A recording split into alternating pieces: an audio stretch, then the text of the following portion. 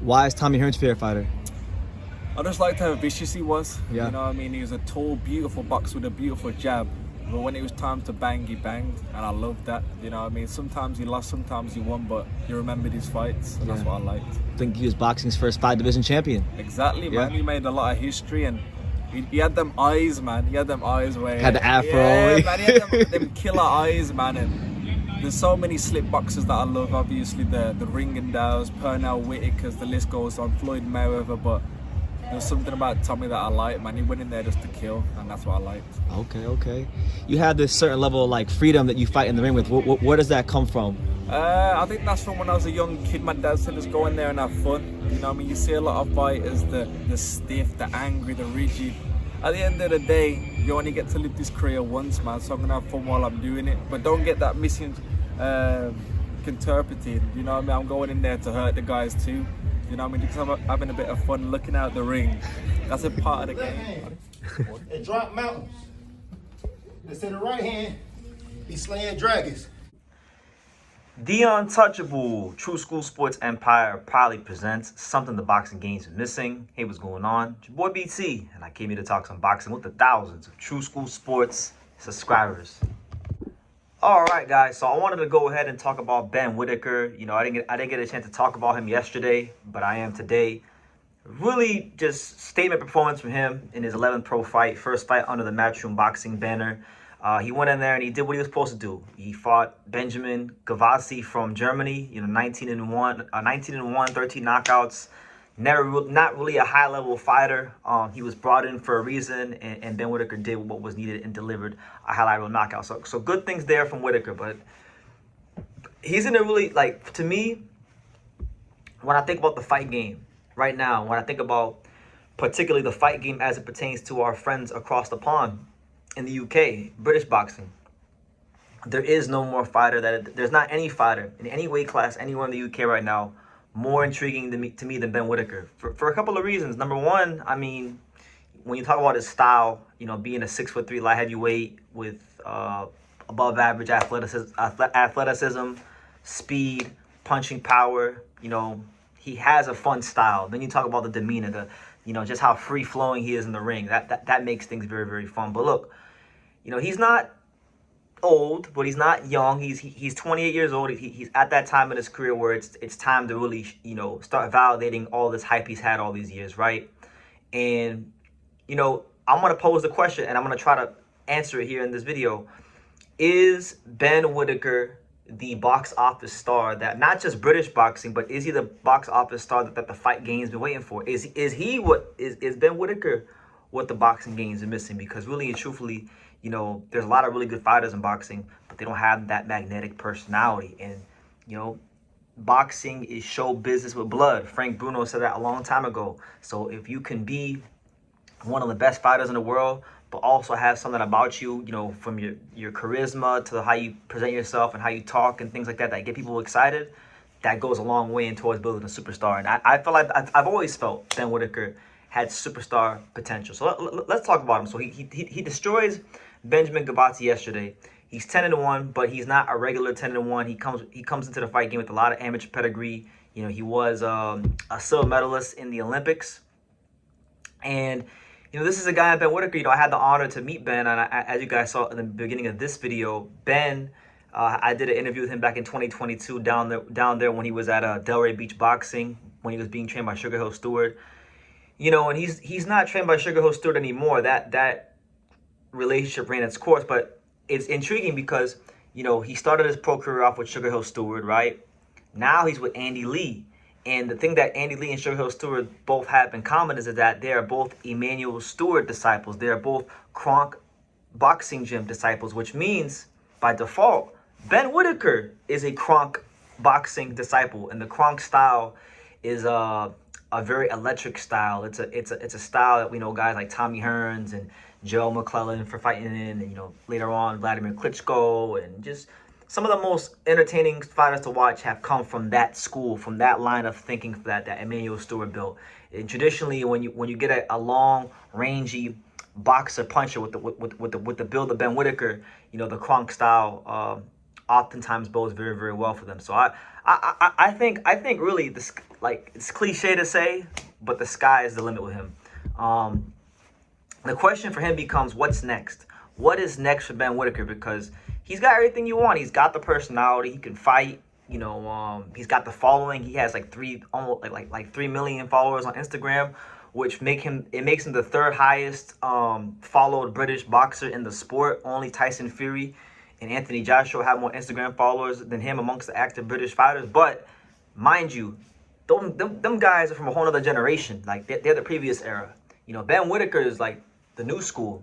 You know, them guys are the old guard. So the fight game, and especially British boxing, is looking for a superstar. He takes the boxes. But let's talk about Ben Whittaker right now as far as what could be next and what route he should take, because really and truthfully, he's ranked in a couple of the sanctioning bodies. You know, he's number 14 right now in the IBF. He's number 13 in the WBA. He's number 9 in the WBC. And he's also number 12 in the WBO. So look, there's a lot of interesting names when you talk about Ben Whittaker, and domestically, the guys he could potentially fight. Like, you got guys like Joshua Buatsi. You got, you know, Dan Aziz. You got a guy like Craig Richards. You got Connor Wallace. You got Willie Hutchinson. You got Zach Parker. So I think, look, you could definitely fight guys from abroad if you want, outside the UK. But the thing that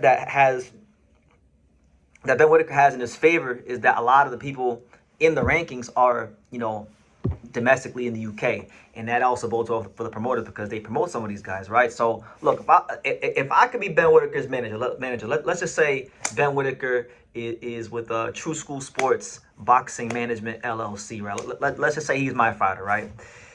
I think the best path for him to take is to, you know, before you start fighting these young American killers, I think you should go fight some of these Brits. I feel like, you know, you could go fight a guy like Zach Parker next. You know, Zach Parker's coming off of a very tough loss to Joshua Buatsi, in which a lot of people thought he won. He's a guy that's been on the world level. You know, he was supposed to fight Demetrius Andre, didn't do that because of Andre pulling out. He fought John Ryder, lost that fight, fought Buatsi, gave a great account of himself. I think Ben Whittaker, Zach Parker makes a lot of sense. And Parker's ranked. He's ranked right next to Ben Whittaker in the IBF rankings. Like, Whittaker's 14, Parker's 13. You know, he's athletic. He can move. He's rangy. He can box. He can punch. You know, he's a good fighter himself, right? So I feel like that's a good. Like, if it was me, I'd have him fighting Zach Parker next.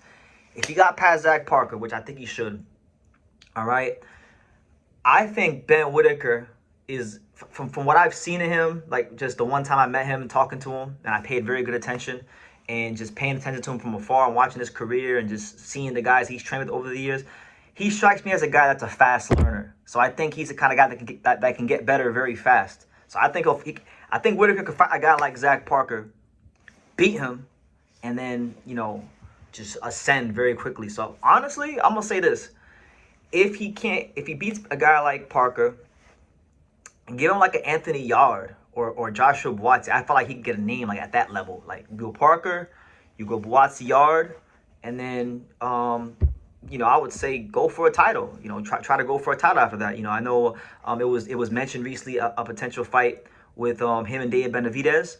I think that's honestly a mega fight. That's a mega fight. People like on American, so American boxing fans may say, man, Ben Whittaker ain't nothing, right? He's a bum. He ain't that good. He's overrated British hype job, and whatever. Feel how you want to feel. But the numbers are there. The commercial value is there.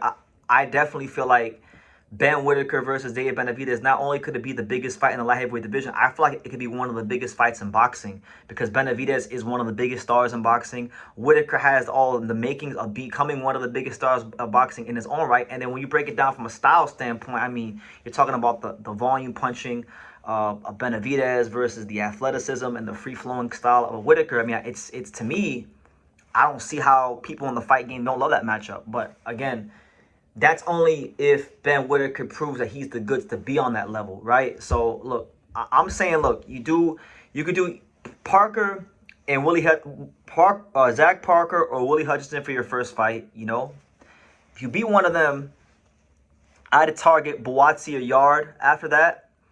And then if you beat one of them, I would go after maybe like Callum Smith. You know, I feel like you like Whittaker could stay right in his own country and just fight guys in the top 15. He could go Hutchinson, Parker for the first fight. He can go a Yard of Buatsi for the second fight. and then maybe go Callum Smith. Do Callum Smith for the third fight. Do all them fights. I think those are all massive fights in the UK. And if Ben Whittaker can win those 3 fights, in my opinion, maybe you could put a softer touch in the middle of that. But if Ben Whittaker can win those 3 fights, I feel like by 2027, you're looking at a guy who now is ready to fight for a world title. Maybe by that time, Bivol Beterbiev won't be in the picture, and one of the belts will be vacant. But even if they're not, I still feel like he'll be ready to fight for a world title. And I do think that, he is one of the guys that boxing's been waiting for to really, get to the level that he's capable of. Ben Whittaker is a guy that I feel could be one of the biggest stars in the sport. And I've always felt that because, like I said, you got fighters on the pound list that can fight their ass off, but they don't know how to command a room, how to command the crowd. They don't got that charisma. They don't got that it factor, right? And look, you can't teach a fighter to have an it factor. Either you got it or you don't, right? And he's been had it. He has the it factor. Whether you love Ben Whittaker or hate Ben Whittaker, you want to watch him fight. And you're interested to see, okay, is he going to showboat this fight? Is he going to do something like out of left field? Is he going to knock somebody unconscious like he did to Benjamin Gavazi, There's a lot of things there with him. Obviously, he's got to develop because we're not that far removed from the first Liam Cameron fight where he did get exposed in that fight. And, to his credit, he avenged it in the rematch. But I really feel like Ben Whittaker is one of the biggest stars in boxing in the making, really. And Eddie Hearn is and what I'll say about Ben Whittaker is this, he's a guy that I think would do well, not just in the British market. Like I could see Ben Whittaker doing very well in the American market. He has very much of an American influence. He's got American trainers that teach him pretty much an American style. He doesn't fight like a British fighter. He doesn't fight like with the British style. He has an American style. And he has like a personality that will go over well with the American fans. So I feel like he'll go over well in America. He's got a Hajime no Ippo tattoo on his right arm that I saw. I think it's on his right arm. So maybe Japan. I know he went to Japan recently and went to JB Sports Boxing Gym, and he met one of my friends down there. My boy, what's that kid's name? There's a kid that works at the gym that he met because I saw the kid post about it on Instagram.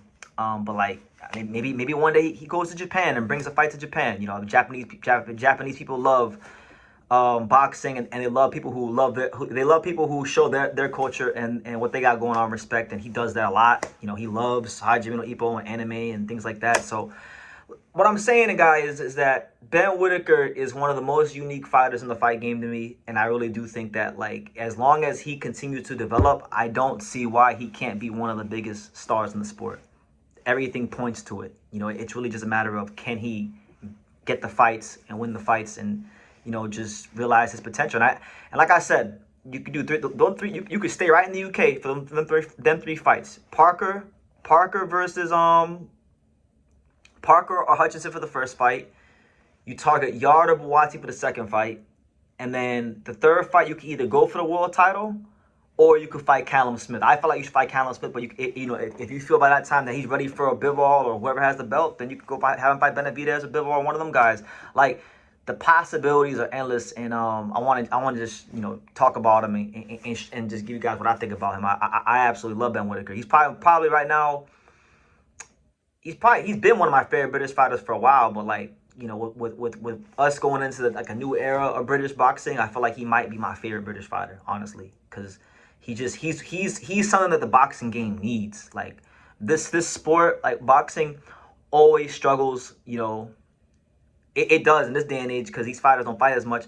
It struggles in the social media era to get mainstream critical acclaim. In America, we got like the NFL and the NBA and hockey and baseball and college football and college basketball and UFC, and now Formula One's getting more popular, and soccer's getting more popular, and NASCAR has its own fan base. So like boxing always struggles for its eyeballs in America. And I know in England, everything is about the Premier League and things like that. They got other sports there too. So my thing is, you need fighters. You need fighters, whether you guys love them or not. You need fighters that can command the attention of people that don't normally watch boxing. And Ben Whittaker is one of those fighters. So can he become the box office star that British boxing is waiting for? Yes. Literally, he's only like 2 or 3 wins away from really stepping into those shoes.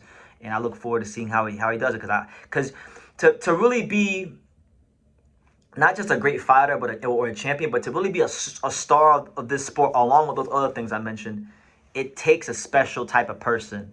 And sometimes fighters aren't ready for it early in their career. Sometimes they're not ready for it at all. But I think Ben Whittaker he's starting to become a guy that is gonna step into that, and I'm looking forward to seeing how he carries that for British boxing and just boxing overall. But anyway, those are my thoughts. Ben Whittaker destroys Benjamin Gavazi, and I think that he's probably the most interesting fighter from the UK heading into 2026. So leave your comments down below. What do you guys think? Can Ben Whittaker become the superstar that the fight game in British boxing is looking for? Leave your comments down below. Make sure you guys take the time to subscribe. And like I say in every single one of these videos, you can love me or you can hate me, but I'm just a kid from Daniel. So until next time, take care, guys.